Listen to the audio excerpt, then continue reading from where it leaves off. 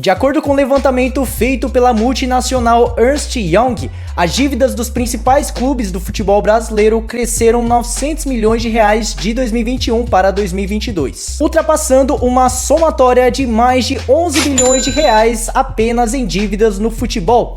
E com todas essas notícias negativas, no vídeo de hoje irei mostrar a vocês os 10 clubes mais endividados do futebol brasileiro. Eu sou Emerson Inoue e bora lá comigo. Antes de tudo, cada clube que irei citar aqui, irei dividir as suas respectivas dívidas em dívidas bancárias, que são dívidas com instituições financeiras ou entidades que façam antecipações de receitas futuras. Parcelamentos fiscais dizem respeito a impostos não recolhidos do passado. Obrigações trabalhistas envolvem salários, encargos e direitos de imagem.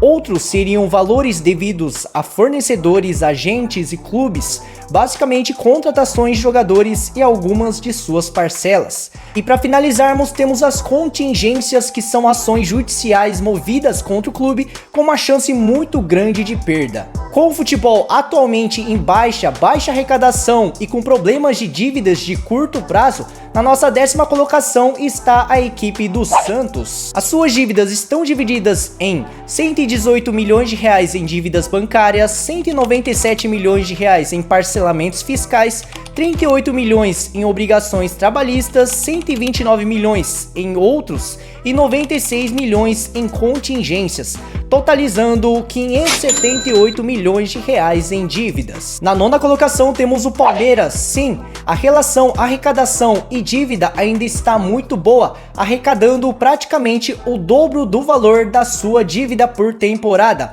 Só que ficar em alerta porque a sua dívida de 2021 para 2022 foi aumentada, divididos em 101 milhões de reais em dívidas bancárias, 37 milhões de reais em parcelamentos fiscais, 99 milhões em obrigações trabalhistas, 327 milhões em outros e 22 milhões de reais em contingências, totalizando uma dívida de 586 milhões de reais. Outro que está com problemas com dívidas de curto prazo é o Internacional. Basicamente, o cenário colorado são dívidas que correspondem quase o dobro do valor de faturamento que eles faturam anualmente. 118 milhões em dívidas bancárias, 259 milhões em parcelamentos fiscais, 93 milhões em obrigações trabalhistas, 161 milhões em outros, 26 milhões em contingências, dando uma soma final de 658 milhões de reais em dívidas. Na 7ª posição temos o São Paulo, que não vem muito bem das pernas, só que pela primeira vez após variados anos conseguiu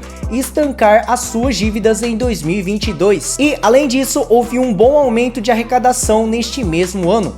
214 milhões de reais em dívidas bancárias, 181 milhões em parcelamentos fiscais, 147 milhões em obrigações trabalhistas, 146 milhões em outros e 14 milhões em contingências, totalizando 702 milhões de reais. Outra equipe com fraquíssimo futebol na temporada é o Vasco, que está na nossa 6ª posição.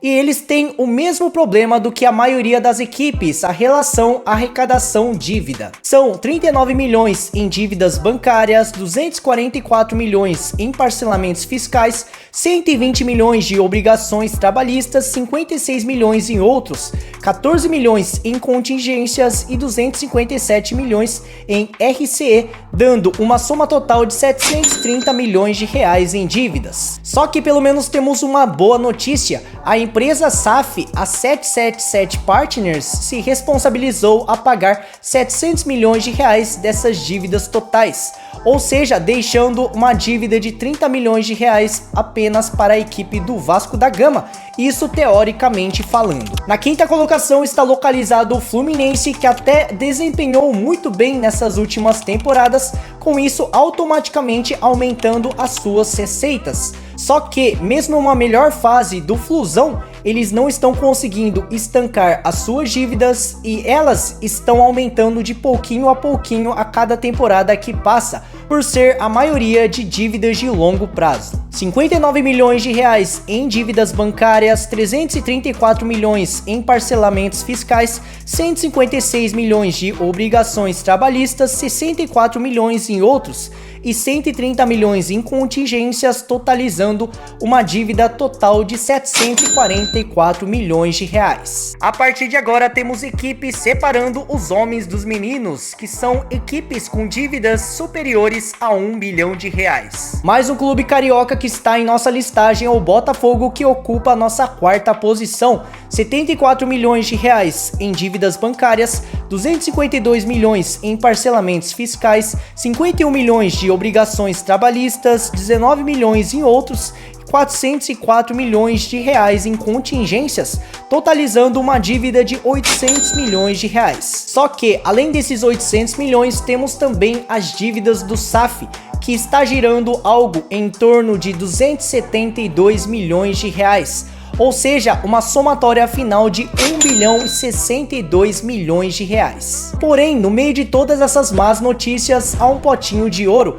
John Textor prometeu até 900 milhões de reais para abater essas dívidas. Se isso irá ocorrer, só o tempo dirá. Na terceira posição temos o Corinthians, que a maioria das suas dívidas são considerados de curto prazo, ou seja, os tornando praticamente impagáveis. A boa notícia é que é o terceiro clube que mais arrecadou em 2022, ficando atrás apenas de Flamengo e Palmeiras. Em resumo, o Timão melhorou a sua capacidade de gerar dinheiro, só que ainda não conseguiu estancar as suas obrigações. São 97 milhões de reais em dívidas bancárias, 505 milhões em parcelamentos fiscais, 166 milhões de obrigações trabalhistas, 273 milhões em outros e 25 milhões em contingências, totalizando uma dívida total de 1 bilhão 66 milhões de reais. E já entrando no estado de Minas Gerais, na nossa segunda posição ou medalha de prata, está a equipe do Cruzeiro.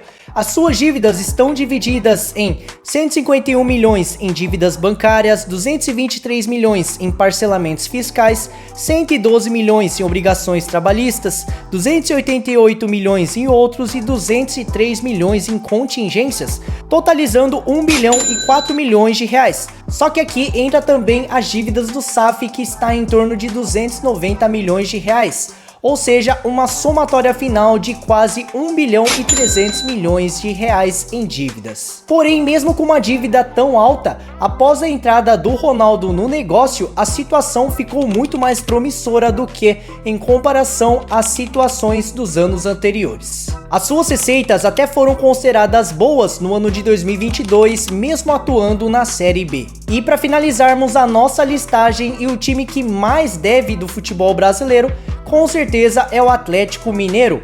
As suas dívidas estão divididas em 917 milhões em dívidas bancárias, 255 milhões em parcelamentos fiscais, 103 milhões de reais em obrigações trabalhistas, 223 milhões em outros, 56 milhões em contingências, totalizando 1 bilhão 554 milhões de reais. Só que coloca aí o valor do estádio que eles pagaram, que foi algo em torno de 444 milhões de reais, ou seja, uma somatória final de mais de 2 bilhões de reais em dívidas. E além disso, o primeiro clube brasileiro a chegar neste teto negativo. O Galo Mineiro está em uma péssima situação, um grande desequilíbrio entre a relação arrecadação e dívida há anos. E destacar também que as dívidas bancárias estão lastreadas principalmente para os mecenas do clube. E a pergunta que eu deixo aí para vocês é: em quanto tempo que os clubes irão conseguir pagar todas essas dívidas? Deixa aí nos comentários. Não esqueçam também de deixar o seu like e se inscrever neste canal. Eu sou Emerson Inoue e até o próximo vídeo. Tchau!